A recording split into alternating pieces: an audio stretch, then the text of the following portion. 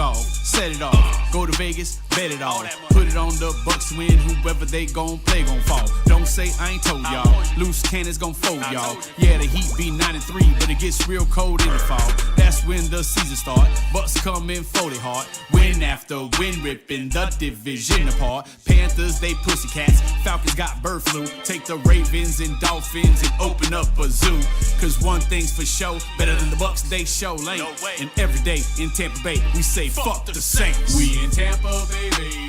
813 going crazy. Tampa, boy. This Bucs podcast be the greatest. Loose cannons blasting on them haters. And we in Tampa Bay, baby. Tell them where you from. 813 going crazy. Yeah. This Bucs podcast be the greatest. Loose cannons blasting on them haters. Now when I say the loose cannons, what? Do you know what I mean? I'm talking Bobby Latte, Stank Bastard, and Samurai Lee. You ain't never seen no hurt before, no podcast like this. These boys will entertain you, then take you on road trips, go to other cities, raid and pillage, watch Bucs kick ass. If we in the stands and fans talk shit, we gon' whoop them fans. You'll see us in the red and pewter with the white and black. Might be high, drunk as fuck, straight talking smack. If it's a home game, best believe you gon' hit it.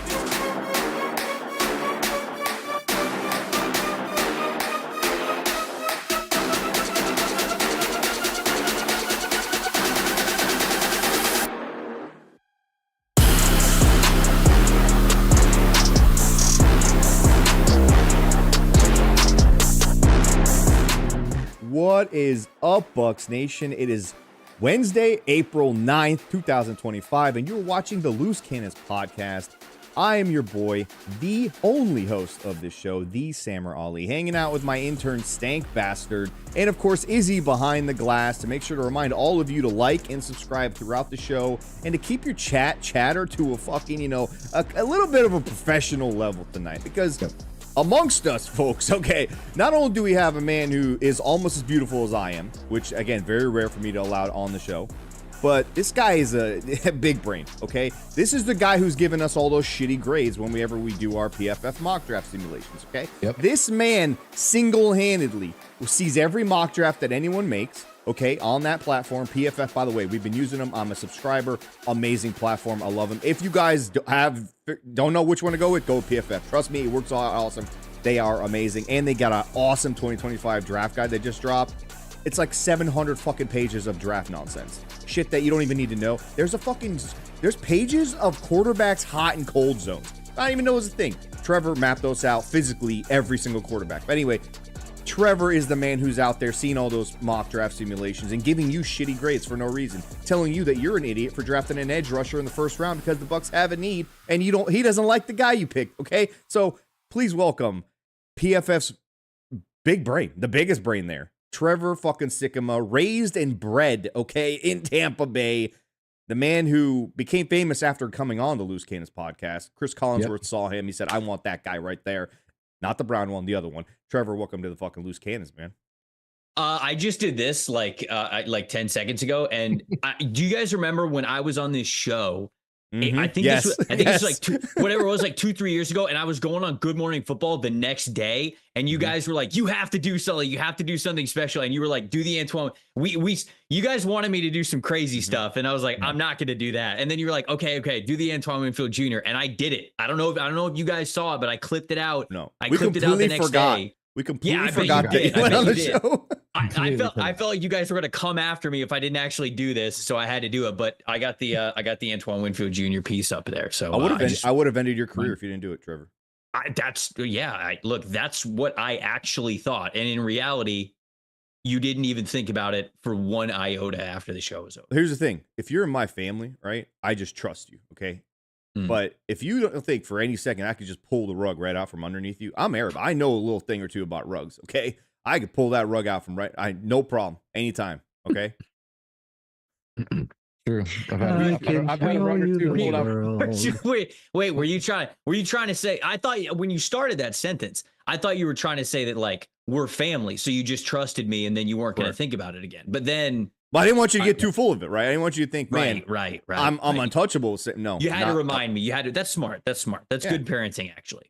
Thank you. Yeah, Sammer's you heard the coach him hard, hug him later. He's a hug him hard, and then also coach him hard. Coach him all the time. Fuck the hugging. Yeah. Coach him all the time. There's no What's the hugging for? What is that accomplishing?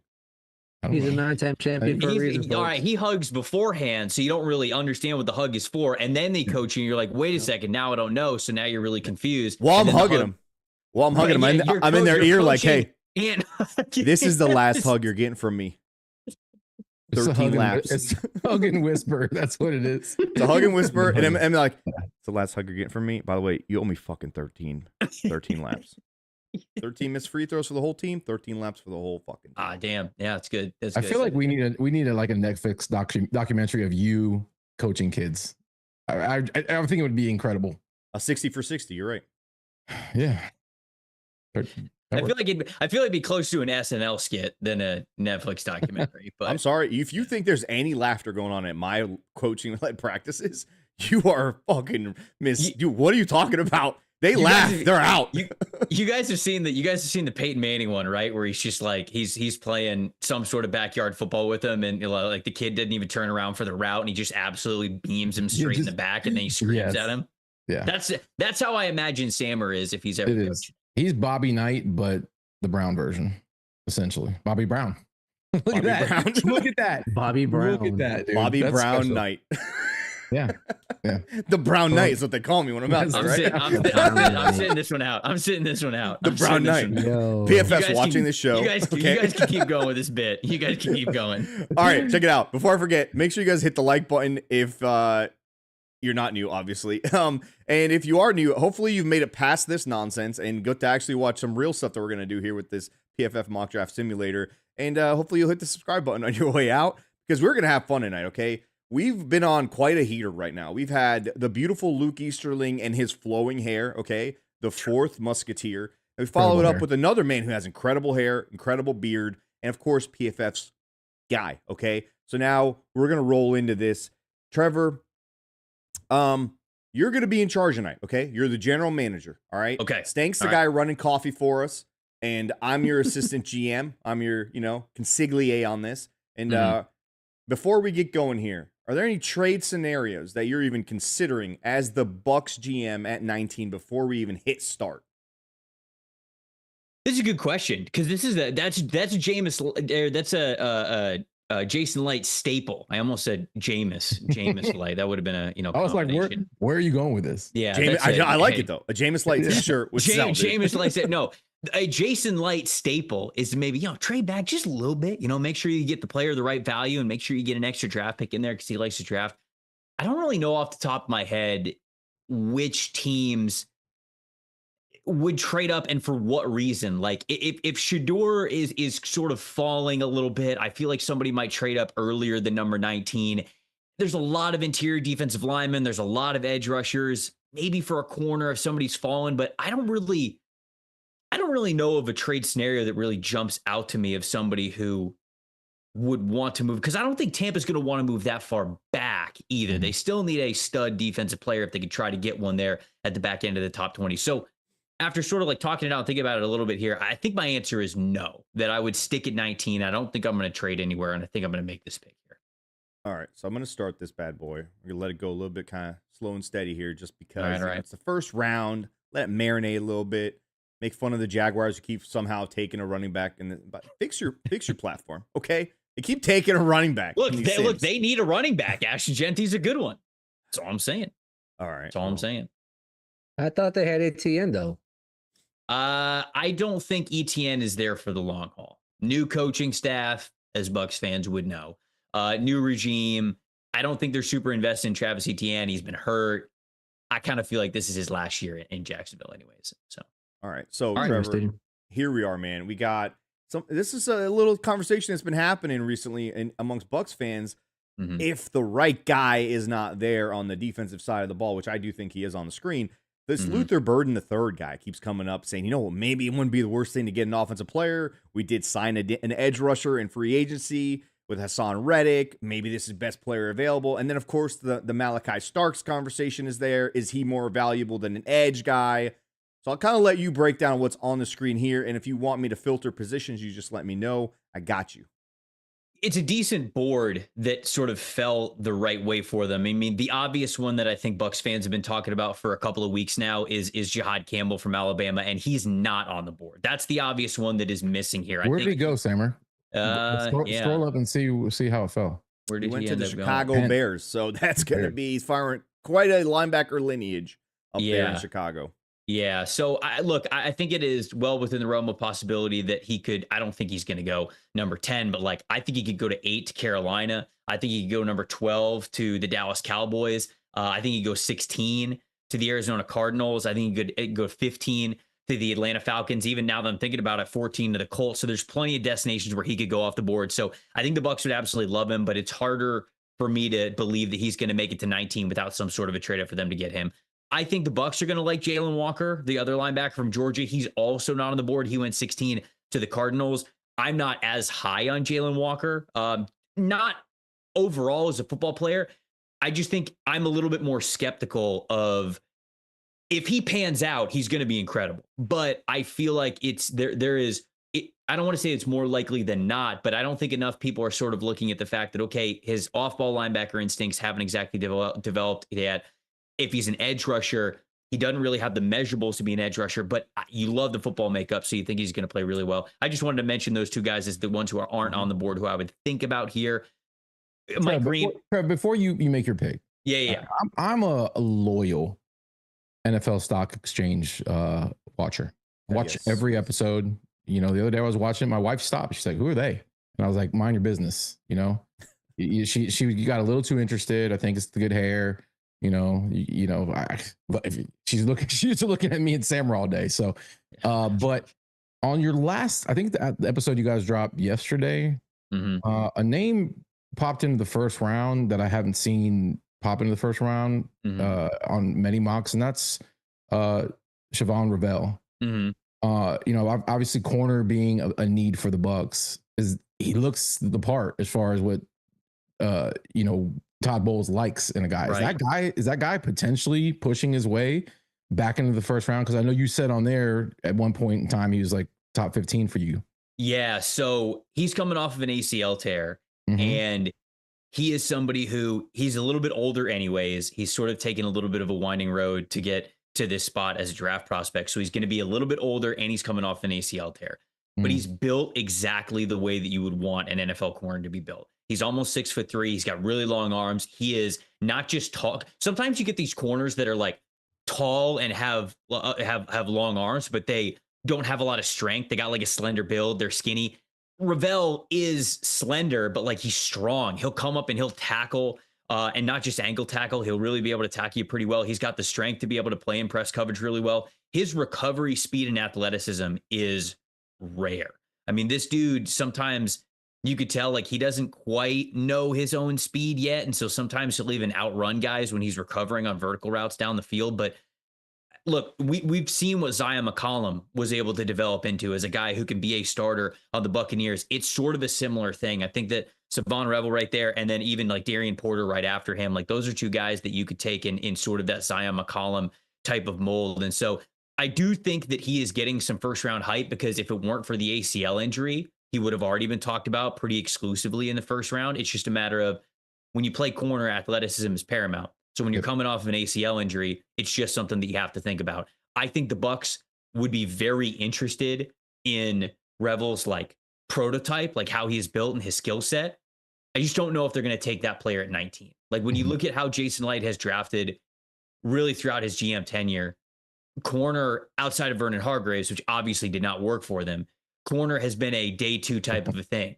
They've consistently gone after corners on day 2. Now, have they ever had like a major need to do that? No, not necessarily since Hargreaves, but I feel as though this year's the same story. I think the draft board is going to break in a way where I think they're going to hit corner on day 2. I don't think they're going to hit it in the first round here. So that would be my answer to that.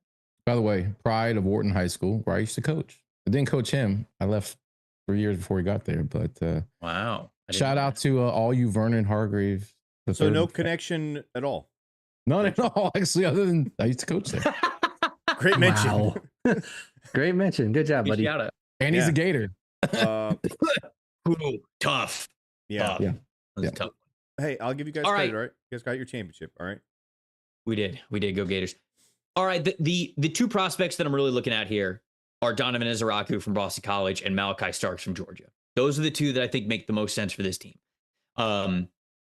Look, I understand that Malachi didn't have the best year this past year for Georgia, but he is still such a damn good football player. You don't get on the field as a true freshman in a Kirby Smart defense unless you are incredibly smart, have great instincts, and are athletic enough to be able to do what they're going to ask you to do.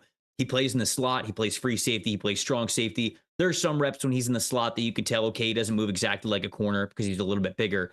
I love him as a free safety, man. If you had Malachi Starks and Antoine Winfield Jr., you would be able to do so many things on the back end of your defense. And it would, remember last year when Todd Bowles was kind of like, okay, we're going to stop playing Antoine Winfield Jr. in the slot because we need him at free safety. If you get a Malachi Starks, you can play either of these guys in either spot and you can have a ball with it. Donovan Ezeraku, incredibly productive pass rusher.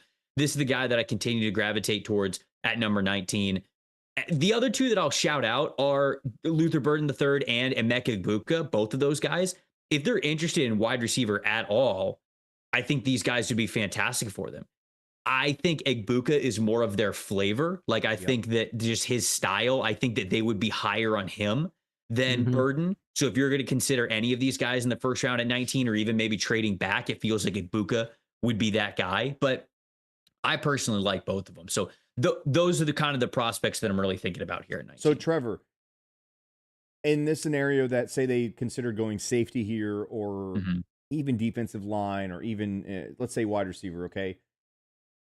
Basically ignoring Ezeraku, who I'm a massive fan of. I also love Starks because what he can do with what they are, with Todd Bowles' creative mind back there, the exotic nonsense he can do with him and Antoine, and also keep Taki at nickel and not have to force him to play safety and kind of let him be, again, he'd basically have three chess pieces that are playing as queens on this fucking board, right? Yeah. So let's say that they completely ignore Ezeraku in this case. Is a drop off from him into the second and third round with that guy, Odelejo, I can't remember his name. Femi Oladejo from UCLA. Yeah. Is the drop off from this round, if you ignore Edge in this round down to day 2 or day 3, is it so significant that it would just make no sense for them to do that? Or is a guy like Starks or even a guy like Luther good enough to where they would say, you know what, we can still find that guy. We do have, Hassan Reddick. Is that something that would make sense, or is the drop off just so significant that it just makes no sense to do that as opposed to the drop off between those positions down on?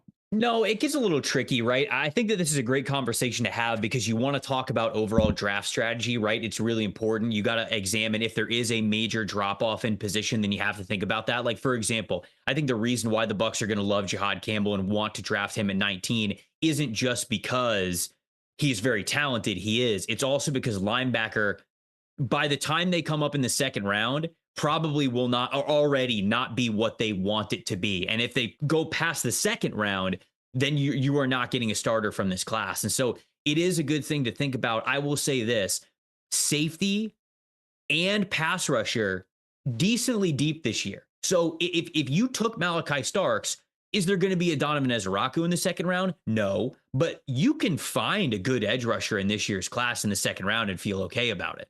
The same thing on the other opposite end. If you take Donovan Ezeraku, there are some safeties that this board, as it is right now, as we're recording the show, I don't think it reflects some changes that I made earlier this week, which we'll be pushing onto the board soon. But like, I have a handful of these safeties actually all a little bit higher after going through some rechecks on these guys. And I actually think that a lot of them are in that second, third round range. So you could pick one of these two guys and I think realistically expect to get a contributor or even a potential starter at the opposite position a little bit later in the draft. So it's a good spot to be in. Trev, it's not his fault, but I'm still hurt by Mark Barron. And I'm very weary of taking a safety with the first round pick. Yeah. Another scenario that played out on your last show, NFL Stock Exchange, that's the plug. You guys need to like and subscribe. Phenomenal show. Two very, very beautiful men doing. Yeah, podcasts. exactly. I mean, doing mock drafts. Yeah, and then you'll usually mix in some uglies. It's just you two, you and Connor, and then all of a sudden, well, Stank, that's how it Yeah. works, right? If you're Yeah. you like when you're in high school, you go to the mall, you take the uglies with you. Girls are Yeah. notorious for doing this, right? Makes You're you right. look even better. Okay, so if you're out That's there trying true. to, That's listen, true. if you're out there doing some mock drafts and you want other people to think you know what you're talking about, you bring on some uglies to join you for said mock draft. Now everyone's like, dude, that guy with the fucking locks and the beard, that guy knows what he's talking about. The other guy there, pretty fucking ugly. Hard to believe in ugly, right? I think it worked. Pretty easy to believe a beautiful, though. Yeah, I think it worked for Trevor. He just got married, so obviously he's got that glow. He's got the glow. Yeah, he's got the glow. He's got the Congratulations, Trevor, by the way. Yeah. Thank How do you, we not thank lead you. the show with that, right? Yeah, Thank it took you, us thank 10 you. minutes to mention that you're no longer on the market. Thank you. But speaking of men on the market, Stank was holding out hope, guy, right? Yeah, I was holding out. A guy that fell in your last draft, which I've never seen him fall past like 10, fell to 20 in your last mock. Ted McMillan, is that a possibility? I mean, because nobody's talking about Bucs taking a receiver at 19, but I have a feeling that they would run the card up if he was there at 19. I don't know how interested they're going to be in him just because I hear varying reports. Like, I think Tet's awesome. I think he's a top 10 player in this class. I think he could be an excellent Drake London type. I think best case scenario, he's like a Drake London type of wide receiver. Worst case scenario, he's like a Michael Pittman Jr. So I just feel as though he's going to be a really good NFL player no matter what. I think that's a top 10 player in this class, but I see some analysts, they have him a little closer to 20. Some people have him in the 20s. And I think that also probably reflects how the NFL looks at it. So the Bucs, with them not having a big wide receiver need, bringing back Chris and obviously having Mike, Right. I don't think they would. I don't think that they would pick Tet. I also just, for as much as I think that they would like wide receivers in this class, I have a hard time thinking that the options at 19 will be so limited that they would pick a wide receiver, because they just don't really, because like Jalen McMillan came along last year, and like Yes, you got a legit 3. And then obviously like whatever Trey Palmer could be, I know he's kind of like been in and out of the lineup, but like whatever he could be as a vertical stretcher, you have Sterling Shepard for depth. Like if you were to draft Igbuka, obviously it's like, great. Okay. We got another talented wide receiver.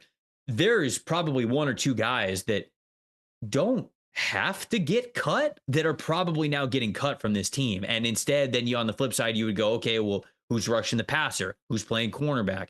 Who's playing linebacker? So I just think wide receiver would be such a luxury for them at 19. Not that they won't hit it at all. I think they could, but 19 But is hard. you got to But plan you- for life after Mike Evans, right? You have to. at You some do, point. but how much? I think Mike's got 2 years left in him. This past year was the best after Mike came back from the hamstring. That was the best I'd seen Mike look in like 3 or 4 years. He looked motivated. He looked athletic. He looked focused. He looked everything on that run to get those 1,000 yards. And it makes me think that he's got at least 2 more years in him. And so if you're drafting a wide receiver, then theoretically, if you want to give them wide receiver 1 or wide receiver 2 targets, they're halfway through their rookie contract when you get to that point if Mike's playing another 2 years. So that's just something to think about too. Fair enough. Here's the thing, though. You also got to consider the guys who are sewing on those jerseys, okay? Can't have 2 McMillans. It's just too much work. And That's tough. Who's to say they don't accidentally happen to have the exact same size jersey? Next thing you know, they're coming out there, wrong jersey number. It's a whole mess, Stank. Like, you got to consider things like That's this. why I love you, Sammer. I never even considered double McMillans. And then they're getting a penalty. They're getting a extra. Guy came on the field when he wasn't supposed to penalty. I mean, technically, you could call the pair of them the Big Mac. I mean, we could have a whole fucking, a whole thing about that. Every time one of them if they each catch a touchdown in the same game, we all get free Big Macs on the way out the stadium, right? It's a lot of marketing potential, but again, the jersey stuff is a big deal. Stank, you look like a guy who was once in his time an equipment manager in high school, okay? So I'm pretty sure that you appreciate the jersey nonsense that could possibly play out if we had 2 McMillans on one roster. I may have cleaned out a few lockers after the guys have gone, taken their jocks to the washing machine and, clean up after the fucking dirty dude. So yeah. You look like you've taken a couple of wet white towels to the ass. Maybe.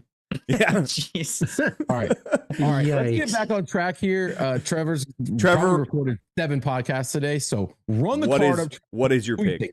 I'm going to take Ezraku here. I am going to take Donovan Ezraku here. He just extremely productive. Look at that. We got the PFF draft guide right on the screen. You absolutely love to see it. You guys can go see this for yourself over at pff.com. If you got a subscription, you can download the PFF draft guide right there. You can see all the strength and weaknesses. You can see the scouting report right there. He's a stud, man. I think he's a super high IQ football player. Really good run defense grades, despite being a little bit smaller than you would want for an edge rusher. But run defense grades above 80 in each of the last 3 seasons. Very productive sophomore and senior seasons. 21 tackles for loss, 16 and a half sacks this past year, and 18.7% pass rush win percentage. So this dude knows how to get after the quarterback, and I think that is what is most important here. That's what the Bucs need, right? They have a Yaya Diaby, they have a Logan Hall, they have the guys on the interior. They have these players who are these big bodies who could play in a lot of different spots and be versatile. They don't have an ace who really just has a knack for getting after the quarterback. Ezraku can be that guy. Love it. I agree. That was a great pick. You and I both agreeing means that same brain. Okay. That's solid. You work at PFF. I told them, sorry, they can't afford me. So here we are. Second round playing out, Trevor. Are you stopping this at any moment to move up, or are you basically staying same mindset as the 19th pick? Wait till 53. Just went at 49. Yeah, I think that's sort of what you think about there, right? Like if you scroll up a little bit, you don't need Braden Swinson, you don't need JT Tuimoloau anymore, but Revel right there at 49, Maxwell Harrison at 48. I think these are going to be 2 players that the Bucs are going to be pretty in on. Trey Amos, who I like a lot, goes 41. So I think maybe you're playing the board in that regard and saying, do we feel like we need to you're not going to jump a whole lot for these guys, but if they're in the realm, do you need to jump up 5 spots to go maybe get one of these players? I think that is that's something that you would think about if one of those corners is on the board that you really like. So with those guys being gone, is this the spot that if you're the Bucs GM, which you are tonight, are you thinking Demetrius Knight Jr. kind of figuring out that linebacker position, putting a guy next to Levante, hopefully learning from Levante and taking that, mantle from him when he does finally leave or, retire as a Buck, of course? Or is this more of a spot where you're talking about a guy that I love at corner, Darian Porter Jr.? What positions are you thinking here are the best way to go? Because you did mention that linebacker does have a pretty steep drop off if you don't get them in those first 2 days. Yeah, I feel like I almost have to take linebacker here. I'm really sort of thinking between Demetrius Knight and Carson Schweschinger.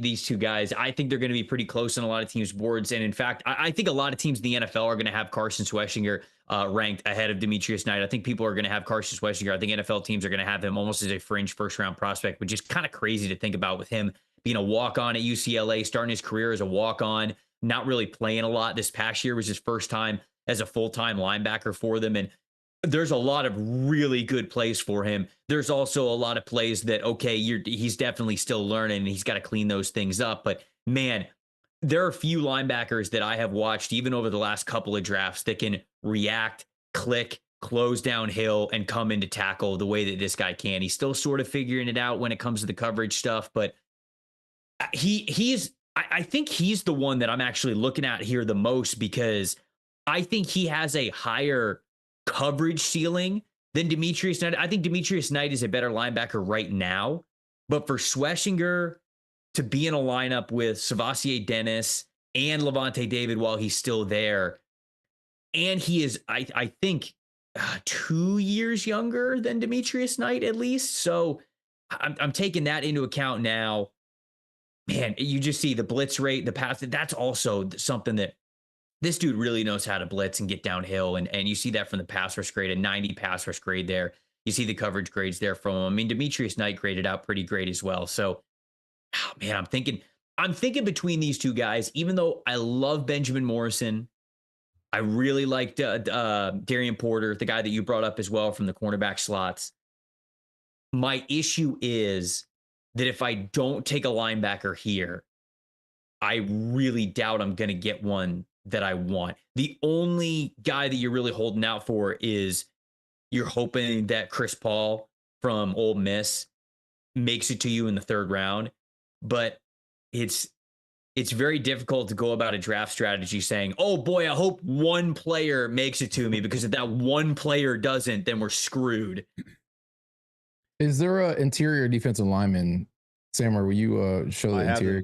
I have them shown on They're here. on This there is right now? this is the guy that actually is just reported today that he would be making one of those visits to the Bucs at some point pre-draft. That's Omar Norman Lott, defensive lineman from Tennessee. I believe he is a second one on here, and then Shamar Turner out of Texas A&M. Again, yeah, I was going to ask the same thing, Stank. Is there a possibility the Bucs go trenches here, considering they technically ignored that in the first round, and that's something that we seem to be doing a lot of? Logan Hall's probably not coming back. Adding to, that interior defensive line is really the way to make this defense work. And we've seen so many other teams build through the trenches on both sides. And whatever happens behind them is like, it'll take care of itself, because we're getting to the quarterback. We're stopping the run. We're forcing those things to kind of be in our favor. Or is it linebacker or bust? Because at this point, the guys are such a drop off from there. I think I'm still leaning linebacker more than any other position. I have warmed up more to the idea of them considering trenches in the first 3 rounds. Like, even in the first round, I was talking with Brett Coleman. I think it was on the mock draft that we were doing with him and EJ Snyder over at NFL Stock Exchange when we were doing that mock draft with them. I ended up taking Kenneth Grant for the Bucs at number 19, because all of the common options that we get for Tampa were gone. And it was just like almost a worst case scenario for the Bucs when we got to number 19. And the more I thought about it, the more I was like, you know what? At this point, instead of reaching for a corner or reaching for a linebacker or something like that, I just said, give me Kenneth Grant, and then I can basically play Kenneth Grant and Vita Vea in short yardage or early down situations, and you can truly use Kalijah Kancey however you want to, like in extremely advantageous situations. And even if you want to go odd front stuff, you could have Vita Vea in the middle. You could have Kalijah Kancey sort of in that 4 higher 5 technique. You could have Kenneth Grant as another down defensive lineman, and then Yaya Diaby coming as a stand-up linebacker on the other side. So I've thought more about defensive line than my original game plans with Tampa. But all that to say, I think I'm going to take Carson Schwarzenegger here. I think I'm just going to take a chance on the guy who, his best plays at linebacker are some of the best in this class, like Jod Campbell and Jalen Walker included. It's just a matter of you've got to kind of go up and down here. Trev, before you hand the card in, I just want you to remember, Greg Gaines is still, I know. One play away from me. Yeah. One play away from me. Actually, he's really just one series away, because he does seem to be subbed in. Yeah, because they rotate so much. No fucking reason. And anything we can do to get rid of that guy. Anything to lose Gaines. That'd be great. That's right. That's not what we usually want. You don't often want to lose Gaines. No, I'm trying to lose Gaines. One last question before you make this pick, though, Trevor. Does Demetrius Knight's age have any factor with these GMs and with the Bucs possibly? Do they care about the age thing? Is that a thing as it relates to, because it seems to be something everyone talks about when it comes to quarterbacks. Is it a thing with linebackers? Is that nonsense? Is that media? Does that matter here? I think it does, just because linebacker is a position that takes so much punishment, right? I think that age is often talked about with not enough context when it comes to the NFL draft. And I think that sometimes, like, for example, Tyler Shuck, the quarterback from Louisville, he's 26 years old. And everybody goes like, oh, like he's just a 26-year-old quarterback. I don't give a damn. Who cares? When you're a quarterback, you can play to 37, you can play to 38, 39, even into your 40s, as we've seen. So I don't really care about age when it comes to positions like quarterback and positions that don't take a lot of punishment. Running back and linebacker are two of those positions that, you do have to think about it a little bit. And I have gone back and I've watched both of these guys a little bit more, and I think that they're much closer. I think it's sort of a preference of these two guys, and so they're a lot closer, and they're going to be a lot closer in my next update that I do on the big board. Ultimately, I think Carson's a little bit more savvy of a blitzer, to be honest with you. And that's why I would go with him here in Todd Bowles' scheme. I think Demetrius Knight can move well enough to be pretty good in coverage. I think Schwarzenegger can do the same thing. And I think both of these guys can be pretty physical.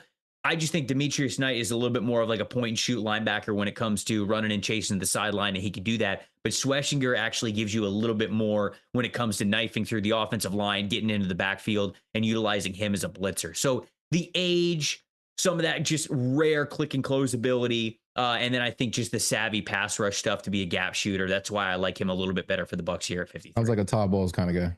Hell yeah. And you don't got to worry about him processing things too much as a rookie because you're just kind of sending it in like a fucking missile. I love it. Right. It's great. Great analysis, Trevor. Do you have a card for this? Do you have a card for this guy?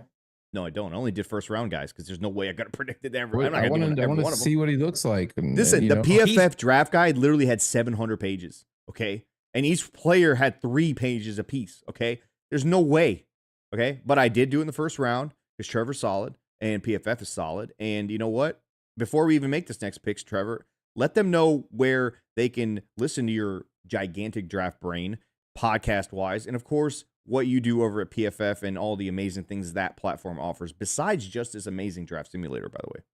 The PFF NFL show is where you can see a lot of my work that I do over at PFF. We're doing that 3 times a week over on the PFF YouTube channel. So after you like and subscribe this lovely show, head on over to PFF's channel and like and subscribe that as well. If you want just draft centric stuff, you can go over to NFL Stock Exchange, myself and Connor Rogers. We're talking about the draft twice a week, I don't want to say 365 because that would be every day, which we're not, but year round is the better way to say that there. So you didn't mention that he's a ginger.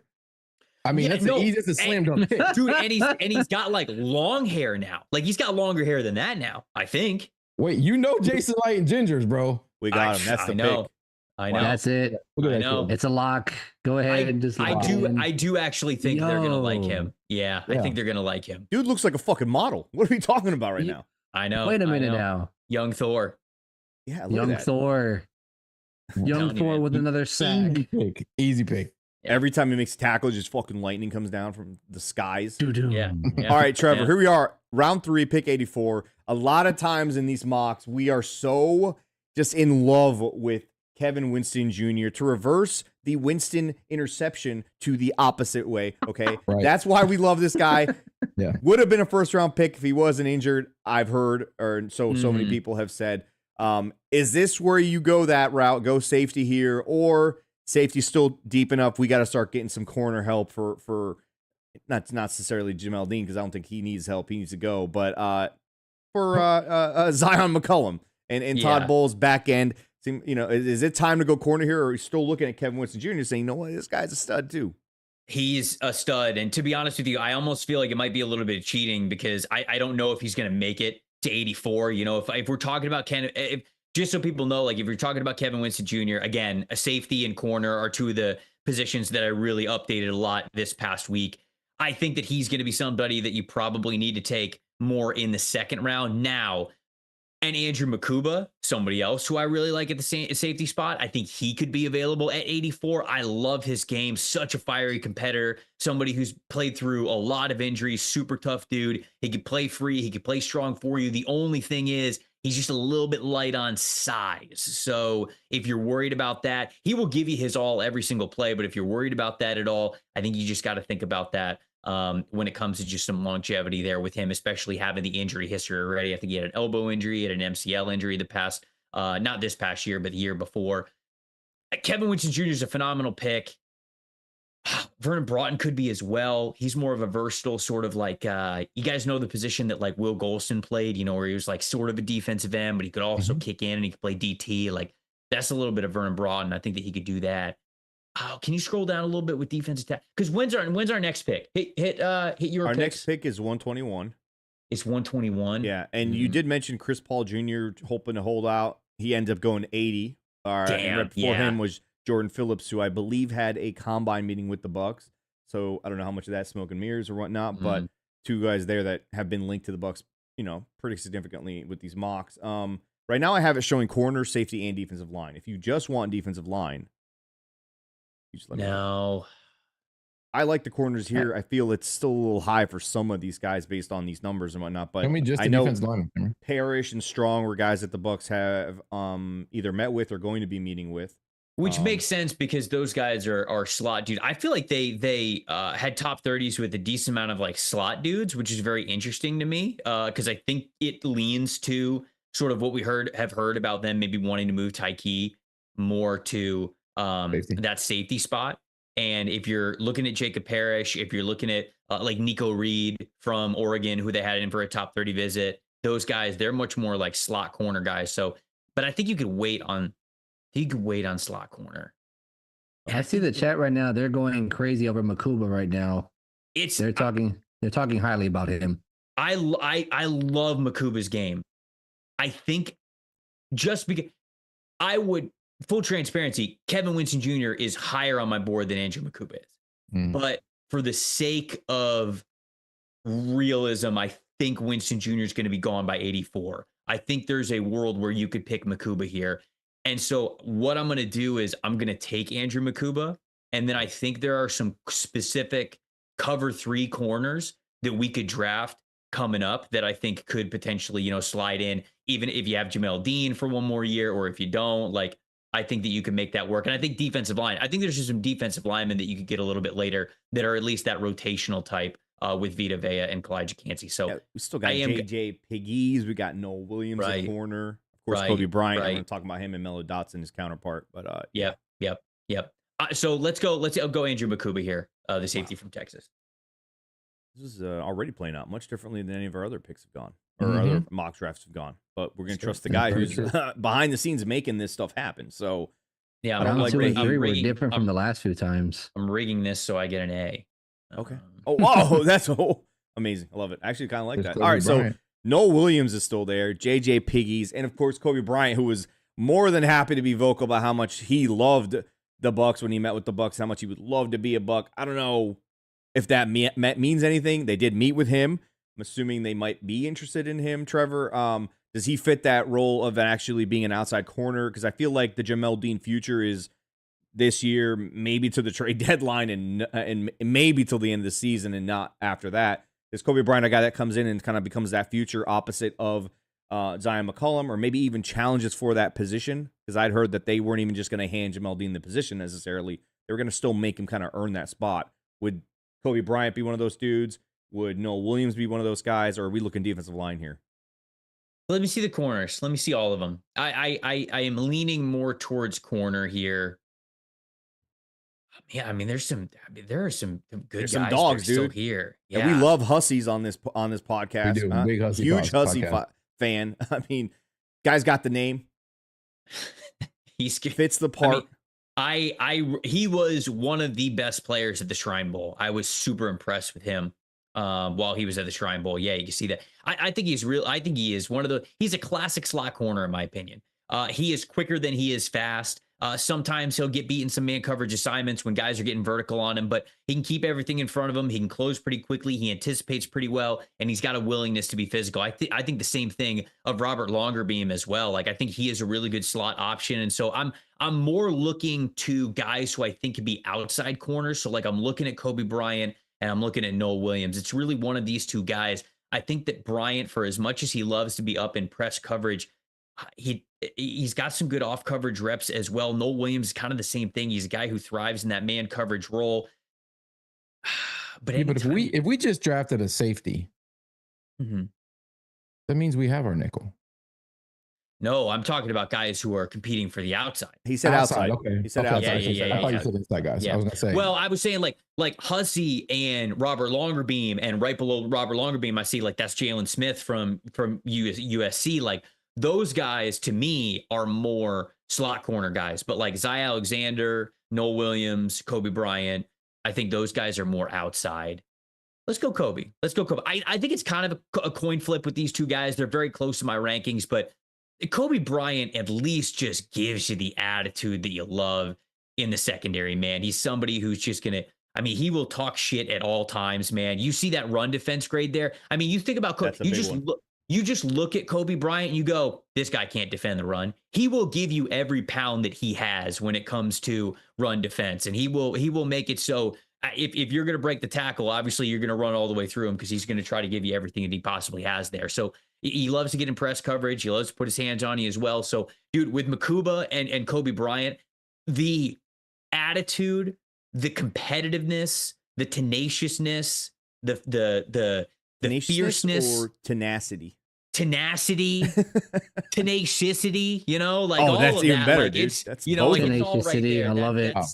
That's the tone that you were setting for the cornerback room. And let's face it, you traded Carlton Davis, and if you're moving on from Jamel Dean, it's a whole new look room. right? Oh, I mean, yeah. you are going to have the opportunity to have leaders step up in that room, guys to step up for starter reps. So let's go Kobe Bryant here. Not that I think Noel Williams would be a bad choice at all whatsoever, but Kobe's a little bit higher. And I love watching him at the Shrine Bowl. So let's go Kobe here. Before I make the pick, which we will make this pick, Trevor, I do have to ask you a question. We've kind of tossed this idea around in different mocks, and it's been kind of a weird question, but it makes a lot of sense. Mm. When you look at these corners, are you looking at guys who can play man press? Or are you looking at guys that are more cover 3 and zone coverage guys? Because has it been Todd having to play zone because of the injuries and because of the lack of pass rush? Or would he rather play press and use those guys' physicality, which we kind of a little bit more of what we saw in that Super Bowl year when he was the defensive coordinator with BA? Or is it one or two of those things, or is it, again, him kind of being forced to play those zone guys and better equipped for us to look at a guy like, who's good up, on the line of scrimmage with his hands?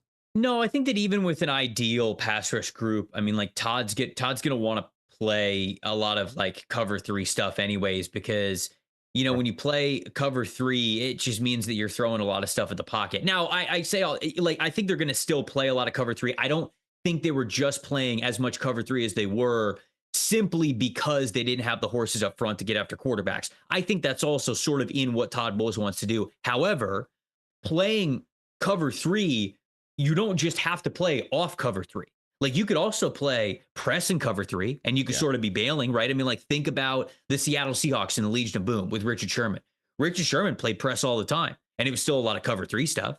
So you can do that. I think that some people think that, if you're close to the line of scrimmage, that means if you're in press, you're going to play man. And that's not always the case. Sometimes you could play in bail technique, and you could do the little Saban shuffle, as they call that technique, down the field. And I think that's what Zion McCollum does pretty well. But Kobe at least gives you the ability to play press if you want to. Wasn't Todd known for his press game in Arizona? I mean, they were aggressive with Arizona. He had Patrick Peterson, which was. I think it was because he had Patrick Peterson, though. Yeah. When you have corners like that, it allows you to play a lot more press coverage, because you have to think about this. When it comes to man coverage, I think that some people will look at these draft situations and they'll say, well, like in the first round, I'll just use this as an example. They'll go, well, let's draft this guy in the first round because then we can play more press man coverage. Not if corner 2 and 3 can't. Yeah. No, you can't. Man coverage, especially man across the board coverage, the most aggressive form of it, like that is very much a caterpillar type of approach. You can only move forward with that if every leg is moving in the right direction and has the ability to do it. If there's one weak link in the chain, it doesn't work. Somebody's getting burned consistently. So man coverage, yes, it is very dependent on the talent that you have, but it's also about depth. If you have one player who could play a lot of man coverage for example, I think like this is the case in Carolina. Carolina has J.C. Horn. J.C. Horn can play press man coverage, in my opinion. The whole rest of the team can't. They played so much cover 3 with Zero Evero over the last couple of years because they don't have anybody else that can play press man. And so if you want to start being more of a press man team, you have to get multiple cornerbacks who have the ability to do it. I think that Zion can do it. I do think that Kobe could do it. I think that Tyke can do it with how strong he is and how, how much he could disrupt guys if he can get hands on them at the line of scrimmage. So now all of a sudden you give yourself a little bit more of a chance to be able to do that. So that's we saw New Orleans play exclusively press against us, just always. Yeah. Always. They have always been really aggressive, and I'm curious if they will still be moving forward. It plays to your benefit, though, because the refs aren't going to throw the flag every single time. So you just kind of play, the odds at that point, and you just say, hey, we forced you guys to throw every flag, and I know you're not going to. This game will take 6 hours. So here we are. We're at 157. And a favorite of our podcast, at least, Quincy Riley is available from Louisville as corner. I've had these right now showing as corner, defensive line, and edge guys. I can add other guys, obviously. On the screen, there's also Joyner, edge rusher, and of course Tonka Hemingway, who we absolutely love on this podcast. I think we've drafted him in three of our 4 mock drafts. We've drafted Tonka. Love that guy's name. Love him. Just an elite name. There's and he's been linked to the Bucs since the combine. I believe they met with him. They also met with Junior Tafuna out of Utah, but it's a little high to take him now. So what are we thinking here, Trevor? Do we go back-to-back corners here and kind of solidify that secondary, going safety corner? I'm tempted to. I mean, O'Donnell Fortune, I think, is a great cover 3 corner. So I think this kind of like covers your ass a little bit where you get a scheme. Awesome name too, by the way. Awesome name. Truly. Yeah. And I mean, like, I think he can immediately play and be pretty comfortable in what Todd Bowles wants to ask him to do. He is somebody who people talk about like the peanut punch from the cornerback position. Like Fortune is one of those guys who like he's always looking to make a play on the ball. I've noticed that about him. If he's required to make a tackle, like if he's got a one-on-one tackle, he'll try to wrap up and obviously bring the guy down. But if there's a gang tackle, like if the linebacker or the safety is coming over and he knows that they're going to tackle those guys, he will go for the ball. Like he will try to punch it out, which is a mentality that I think this team teaches that every coach really loves. Would you say Fortune makes his own luck? Because yeah. No, I would. I mean, the name Fortune just fits so well with the pirate, theme and vibe, right? Yeah. I was going to ask you, Trevor, is it time to start thinking about some fatties on this in this is draft? The skinniest draft ever. Yeah, I mean, I got to show an offensive line, tackle, and interior, and as well as a defensive line. I think it's a little high to take any of the guys that are on the board defensive line wise, but there are some guards / tackles on here too. Yeah, I'm thinking about either Quincy Riley or Logan Brown, to be honest with you. Logan Brown is the type of offensive lineman that I would take a bet on. I think he's built really well. He's a big dude, but he looks like an athlete when he is playing offensive tackle. There are times when I just think that he just doesn't anticipate as well as he should. But man, he's got the frame. If he gets you in between the shoulder pads, he's going to lock you up on the move as a puller or in zone blocking schemes. Like this is somebody who can, I think he can be pretty versatile for you. I think he could play in guard or tackle. So this is if you wanted a swing tackle sort of depth option, I'm really thinking about either Logan Brown or Quincy Riley with how this board has fallen at this point. Everything you just fucking said. Why am I still seeing this scouting summary coming soon nonsense? All right. We're weeks away from the draft. You just gave me the whole thing. Why is this still on my screen when I click on this guy's name? Well, it just wrote his bottom line scouting report, so that will be within the draft. It will be on this page next week, so it will be there. Next week. You should just have AI, scanning all your shows, and it could just fill in your description every time, update it. There you go. Every time it just goes in there. That would be very helpful. Listen, I like this pick. If this is the pick, I like this guy because it solidifies the need at left guard if he somehow slides in and fits into that, but also a possibility that Luke Gedeke is not a Buck after this coming season. He might price himself out. He's been phenomenal at right tackle, but there has to be some sort of plan if he does not return. And you just sold me on this guy being that guy. Yeah. But Sammer, the Bucs keep their own guys. Like, how many times do I gotta fucking say it? How many? But you can only pay so many. Last year, you and Latte, there's no way. Chris Godwin's gone. This is last season. Dude, no, hold on. No, hold on. Don't ever lump me into that. I knew Chris Godwin was not going anywhere, okay? No, I know. My dog talked to his dog. We had it all figured out, okay? I knew exactly what he was going to get paid, too. So don't let me into that. He would be here this year. year. I said they needed to plan for the possibility of him. I wouldn't be surprised if he priced himself out. Listen, if he doesn't hurt his ankle, you think Luke is going to look in Baker's eyes and just tell him, yo, man, I'm going to make, 10 more million somewhere else? No, bro. Luke have to be, listen, guys. Baker'd have to get on a fucking foot, a little bit of a ladder to even look him in the eye, first of all. But just saying, Trevor, what are we doing here, man? I like Quincy Riley. Brown. No, let's go Logan Brown here. Let's go beef because they don't have a 6th round pick, right? It's no, we'll go right down at 235. Yeah. Or so there are trade options though. You want to look at some trade options? I also want to see just exclusively defensive tackles here for a second. Can we just humor me? Humor me, please. I know Tonka's there. It's Tonka, dude, but it's a bit high for him. I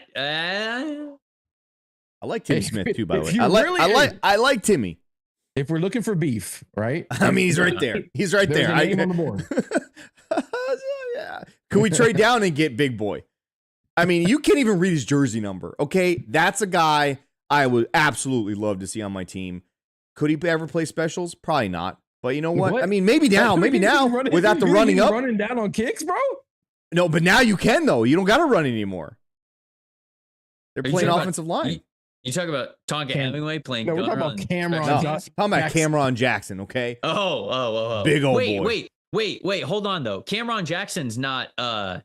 He's not Des Watson, who you guys are Oh, thinking. that's right. Yeah, Yeah, you're thinking of Des Watson. I actually don't have Des Watson on the board. I need to get him on the board. That's on me. That's on me. After this show, I will add him to the board immediately because I don't have him. How Wait, dare you're you? telling me this man is not the nearly 500-pound guy that we're talking about? No. Cameron Jackson's also huge. Oh, But he's not Desmond Watson. no, I need that big 6'6", motherfucker that wears the Yikes. wearing Yeah, the yeah, Deion Sanders 21. No, that you I know, can't even I know. see. That's Des Watson. That's Des Watson. All I'll right. get him. I'll get him on the board after. Is this that our show. pick here? Des Watson? Can we just bill in? No, he's not there. No, pick Take the Logan Brown. tackle. I'm going Take the Logan tackle. Brown. Take the I'm going tackle. Logan Brown. I'm going Logan Wow. Brown. Just, all right, man. Calm down. You don't got to yell at us. Damn. It's my fucking show. Calm down. All right. Wow, I thought it was Unbelievable. I thought it was Logan Stank Brown. Show. that was rude. You know, he's taking on the husband role now.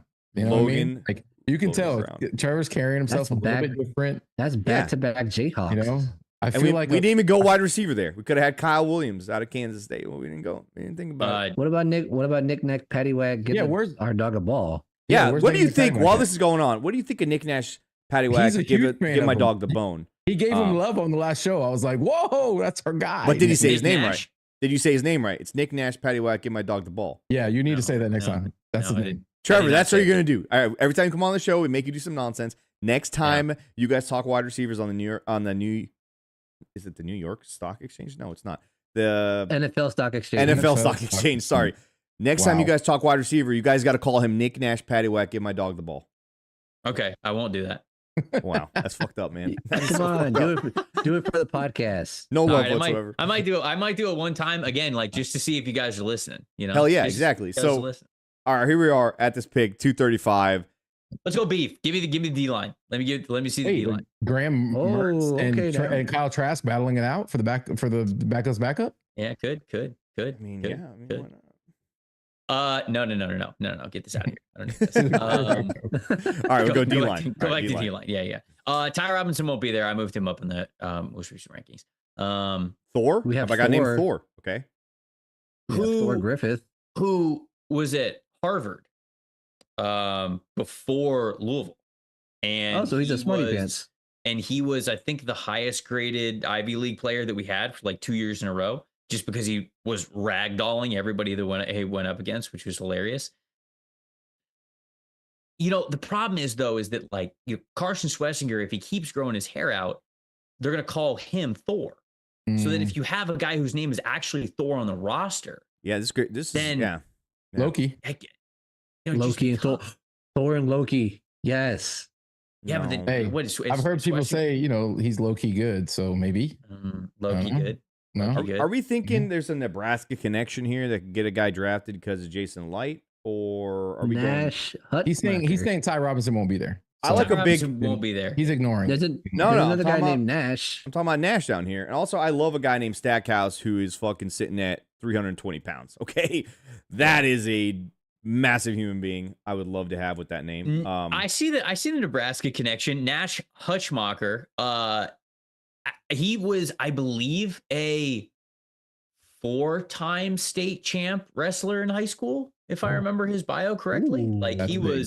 was a big wrestler, dude. He will give you 0 in the passing game. He is not a pass rusher at all whatsoever. However, he's got really good core strength. He can hold the line of scrimmage. He's a big boy. And so, hey, if we want the depth, we want the Nebraska connection. If we want maybe like the new Greg Gaines, who might be a little bit better than Greg Gaines. What already. about this What about this Joe Evans guy that works at USAA? USAA? Yeah, isn't that is that the school he works? Yeah. UTSA. You got it. Yeah. Yeah, you got it. You Yeah, know, got it. Jason Light likes to draft guys from schools we've never heard of. Yeah, and guys that sell insurance. Absolutely. Yeah, exactly. Yeah. Isn't it Gronk who's trying to like con the veteran service Yeah. system and try to get Yeah. free? Yeah, that's him. Absolutely. I don't like how No. you downplayed Nash's inability to get to the quarterback, considering that the NFL is now a running league. Trevor, That's true. That's true. No Click one's on him. passing the ball. What's the passer swing percentage for him? on who? I can't remember. what it is. On Nash, on Yeah. Hutchmacher. 7. Not great. Not good. I don't know Not- if that's good or not, but I'm gonna agree with you. Not It's good. not great. It's not great. Not good. All right, we can go Nash here. We can pick Nash. What are we? Little We're beat. going Nash here for real? Or have we? We haven't even looked at wide receiver. We haven't looked at. Oh Anybody yeah. You want to look at wide receiver? possibly Let's see if add you- some to the return game? I mean, Anybody here worth the damn? Ooh, yeah. There's definitely guys that are worth a damn. And I believe tight end has an Alindo. What's his name? We haven't gotten a junior. Gadsden. Yeah, we haven't gotten a junior in this draft. I don't. Oh, think are you guys always shooting to get at least one junior in there? Yeah, you made us pass up on the greatest point guard of all time, son, and Chris Paul. Jr., and Chris Paul, yeah. I was Theo Weiss Jr. He's right there. Yeah, there's you get him. He's a solid wide receiver. I don't think they draft tight end because either you're drafting a tight end and you're upgrading from Cade Otton, or you're probably not drafting one. Like I feel like they're okay with the guys that they have in their tight end room. Well, Gatson, I believe we were going to move him to like a wide receiver kind of special scenario type guy. I'm not a Gaston fan. So wow. Okay. I mean, look, I guess like in the 7th round, in the 6th, 7th round, you could draft him. It's totally that's what we're talking about. Yeah, right. We got to look at like a lot of these guys are going to be UF. I like LeJounte too. I was about to say LeJounte was one of the prime return guys in Colorado. He was a special teamer. Is he from Tampa, or is Jimmy Horn Jr. from Tampa? I think Jimmy Horn's the Tampa guy. LeJounte, my cousin, somewhere else. Where's he from? He doesn't have his hometown. Or he weighs 167 pounds. He's gonna get crushed, dude. But have you ever thought he's nice like that? Have you ever thought about that? He could be nice like that. Yeah, maybe. I mean, all right, scroll down a little bit with these positions that we have here. I like Brew McCoy too. Maybe that's the better pick. I mean, it's 7th round here. This is the guy's gonna come in, maybe make the team on specials, and just hopefully. Yeah, but Brew McCoy is just like a big, giant wide receiver. Former #1 overall recruit in the country. He just didn't really like pan out that way, but like he can block his ass off for you. He can truly play on the line of scrimmage. He can be a preseason like fan favorite, playing in those games that are inevitably going to be pouring and you're wearing ponchos. You're talking about him and Kyle Trask are going to tear it. Playing against the Miami Dolphins, like we know that preseason game's coming every single year. Yeah. And Kyle Trask could throw 2 tutties to Brew McCoy. The return of Paris Warren is what you're saying. I can see it now. Liam Cohen's throwing. Oh my gosh! You gonna write that in there? You gonna write that in under his comp, Paris Warren? You remembered his name? I remember Paris Warren. Hell yeah, dude! Who doesn't remember that guy? That guy was a legend, bro. I was at the game that he blew his knee out. Was it his knee or his ankle? I can't, whatever it was. I think it was his ankle on the goal line game. The same thing that happened to Chris Godwin. I remember watching it because he was going off that preseason game. I mean, he was a preseason monster, and then it was over. And never again. Yep, dude. It was the same injury that happened to Chris Godwin just recently, but it happened at the goal line for him. Horn Jr. played for USF. Okay, it was Jimmy Horn Jr. that played. All right, so we don't even have to draft that guy. We'll get him as an undrafted free agent. 100%. So we can play Which one of these guys can take Trey Palmer's job? Elijah Badger. Gator great. Because we need somebody that potentially if you want somebody to potential Trey Palmer replacement, Elijah Badger's the guy. 100%. We should draft Elijah Badger. This is your pick, Trevor. Where are we going? McCoy? And we do know Ty Bowles loves Badgers. Are we taking a volunteer over a Gator with the 2 Gators on the show as the Gators just won the national championship? Feels right. NCAA men's basketball. No, we're taking Elijah Badger. I didn't think about the potential, like pushing Trey Palmer to either be better off the team role, and I think Elijah Badger actually does that for you. And now we're going to get our grade that you, by the way, are going to be giving us. So if this is a terrible grade, it's actually not me. No, it's you. I'm convinced. We have a joke on the NFL Stock Exchange podcast because you guys remember A-. Get smoked. Get smoked, fellas. Bottom 34% though.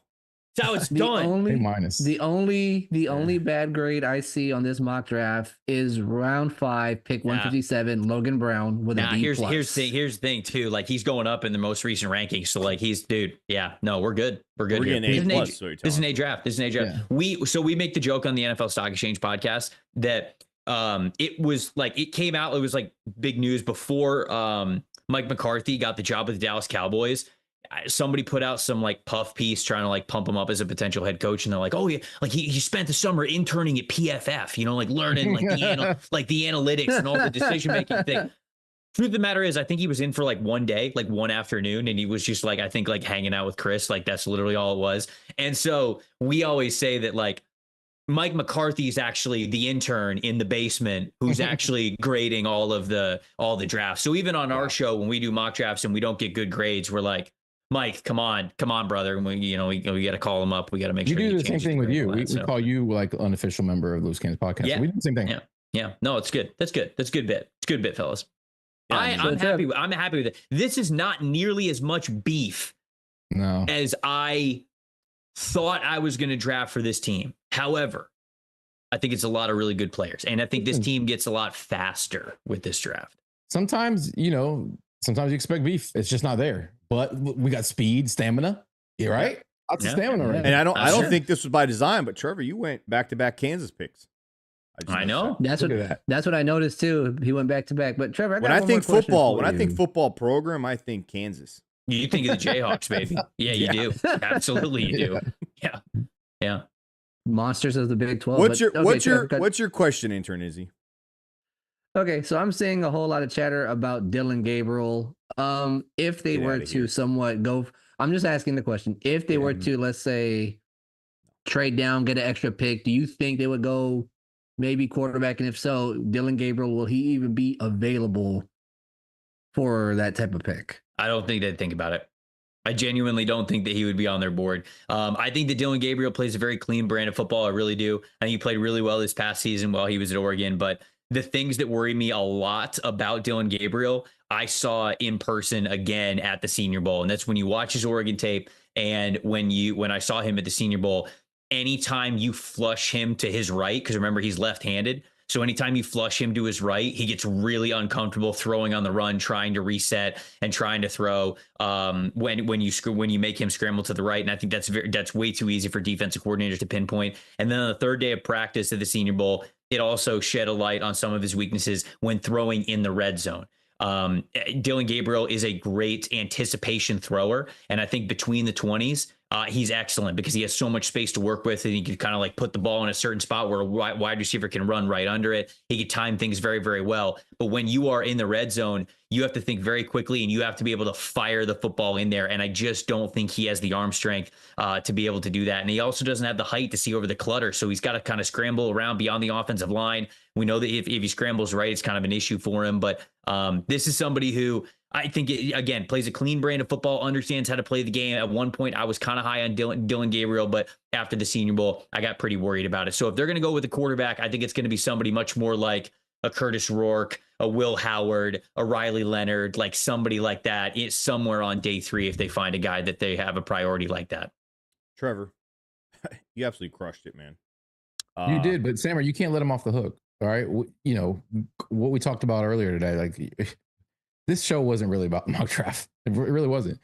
You know, it's about time that we've got you here before you send out your silly little NFC South prediction tweet, and you're going to do it live right now on this show. How are you ranking? How are you ranking the NFC South this year? All right. Well, since I can tell by that tone that you guys did not see my rankings and my predictions last year when I predicted the Bucs to win the division. I didn't see it. You spoke out of both sides of your mouth. I mean, yeah, let's be honest. No, I heard you on multiple shows saying multiple things. I was fully confident in a lot of fake news there, not real. Year. Don't believe. Okay. Yeah, I heard you say one time you're a big Derek Carr guy. Yeah. What? I at one point was a Derek Carr guy. Yeah. Yeah. I'm not anymore. That makes me question your character. Look, they should absolutely win the division again. What would this be? 5 in a row, or this be 5 in a row? I mean, unprecedented, obviously. Dude, not surprising. 4 straight NFC South. They're going to make it 5. It's crazy to me. It's crazy. Growing up as a Bucs fan, to say that they're about to win their 5th NFC South in a row, and that, like, yeah, they absolutely should. It's wild to say that as a Bucs fan, but dude, I think that Carolina's still got a lot of things they got to work on. I don't think New Orleans even knows what their identity is. And obviously they have a new head coach. So they're sort of figuring it out. Atlanta, I think, will be better on the offensive side of the football, but I still think that defense is really going to struggle this year. So, yeah, absolutely. Like top to bottom, offensive side, defensive side, special teams, like the Bucs are the best team in the NFC South. So they absolutely should win it again. Hell yeah. MK says that Trevor's lying. Yeah, I think yeah. What am I lying? What am I lying about? He's saying they're saying you're lying that you're choosing Tampa Bay to be number 1 in the NFC South. I think there's like ulterior motive happening here. We've got video. We've got video evidence now. Whatever he ends up saying on Good Morning Football or on the Kay Adams show, early August in that late July, we'll be like, hey, Kay, by the way, he's full of shit, okay? He's pretty face to look at, but he's full of shit. Check it out. And then we're going to drop it on. If you don't think I'm going to do that, I will send it to Kay Adams. No, the problem is it's going to happen. You're going to be on that show. She's going to ask you the question, and your brain's going to click in and say what you're supposed to logically say, and you're going to go, oh, shit. I remember. Yep. I fucking said, not this. We will have this clip. Glazer on the planet, Kay Adams. So she's gonna push you. She's gonna be like, they got Shadur now, Trevor, and you're gonna be like, she's gonna get you. She's gonna whisper. Yeah, Cam Jordan's on the show all the time, so I think she is a Saints seductress. Okay, you can't allow it. She has. You can't allow it. Okay, she's gonna lure you in. Okay, like a Venus flytrap, and you're gonna have to be like, "Oh shit!" I told Sam to his fucking face that the Bucs are gonna win this division. I've got to stick to it. I don't have nearly enough faith in them on either side of the trenches to be picking the New Orleans Saints this year. I don't. I mean, Cam Jordan did say like when they're healthy, supposedly they could compete with every team. But did you see his body language when he was talking about his own team? Like he was so uncomfortable. He was trying to push out the narrative, but he doesn't even believe. He's been called out a lot for his pro Saints takes, which he plays on the team. So I will address one stupid question. No, we don't have beef with the people at PR. Get the fuck out of here, guys. What? Those are our guys. Trevor crushed it. Absolutely awesome. Love having you on the show, man. Whenever you come on here, you are awesome, and your camera looks amazing, by the way. Wow. Well, now okay, that's not fair because you know that. You gave me the recommendations for this camera. And so now that you know that by complimenting me on my camera, you know that I have to then give the praise back to you. So I see what you're doing. Listen. What's crazy, Trevor? That's not even. I'm the one who suggested it to him. So that's nothing. I am the best at being humble, Trevor. So for you to even insinuate something that, I mean, self-centered, I'm flabbergasted, honestly. I can't believe I didn't invite you on the show. Less humble person than you. I am the best at being humble. Trevor, let these people in the chat and the people who have somehow lasted this entire hour and 12 minutes know where they can listen, watch, read, and absorb more of your massive draft brain. And, the fact that you've been holding out all this draft knowledge until weeks before as you tried to realistically draft. He was on his honeymoon. I was going to say, I got married, so I do have a little bit of an excuse. You think you could have woken up at 4 a.m. and been like, I'm going to update the safety rankings real quick. Trevor, did you sneak in any draft shit on your honeymoon when your wife's asleep and you're in there mocking? No. I don't believe it. No. Come on. 2 in the morning. No. She's going to watch this show, so I have to say no. I have to say no. Okay. Makes sense. He was writing a list. On the side, like, well, let me just fix this guy right here. They're out there. She's like, "What are you doing, Trevor?" He's like, "I'm writing the thank you for coming to the wedding." I'm writing our vows. I'm writing our vows. They're out there having breakfast at the all-inclusive breakfast buffet, and he's under the table like safety rank. Yeah. Just move Winston. Move Winston Jr. up 3 spots. Thanks. Just send in the text. All right. PFF.com. The PFF NFL show on YouTube. NFL Stock Exchange on YouTube. That's where you can find all my stuff. But I appreciate you guys having me. I always enjoy coming on the show. It's always a lot of fun. Hey, for real though, I was giving PFF a lot of love, but I'm serious. We use the mock draft simulator on these shows for a reason. I am an actual subscriber of the platform. It is awesome. And the 2025 NFL draft guide that they dropped, literally 700 pages. No joke, no exaggeration. A massive piece of material that has everything you can imagine about these guys. Cool stuff. I absolutely love it. That was some of the graphics you guys saw. Obviously, I'm not going to show you guys all of it, but that's where you can get more of that. So make sure you guys check out PFF online. Follow them on Twitter because they have some awesome stuff. Trevor, you are the fucking man. And we'll see you on Kay Adams here in over the next few months, and I'll be watching. And apparently she's gonna see you guys after. You're just gonna, no matter what I say, like even if I say like, oh, the Bucs are gonna win the division, you're gonna reply in the tweet. You'll be like, we got it first, and you're gonna put it out there. So she's gonna see you as well. Like, he's a fucking liar. He's a liar. Just know, Trevor, just know we will be having this clip in the chamber, and if you try to deviate, we will put this out there and be like, no, he's lying. Yeah, we just said that. He said Tampa Bay was going to win. I thought you couldn't see. Now you can't hear? Whoa. Also, I'm glad I have the mic now. Don't forget to all the subscribers and likers of this podcast. We have a Discord. Please get on it. We do have that little contest as well. Put your voicemail in. Funniest moment of 2024. 6-month free VIP Cannon Cartel membership up for grabs for 3 of you guys. Join in, $3. It's all the fun. Yeah, if you think this show is inappropriate, go on over to our Discord. Yeah, it is fun. Yeah. Trevor, thank you again. And congrats to you and the new, I don't know if she changed her last name, but the new Mrs. Trevor Sikkema. Oh, he changed his last name. Oh, yeah, right. Yeah. That's the woke thing to do nowadays, right? It is. Yeah, it's correct. That's correct. Yeah. Stank actually changed his last name to his daughter's last name, which is even weirder. That's true. Which is the same name I've always had. Oh, go Gators. Go Gators, baby. Fuck the Gators. Go Bucs.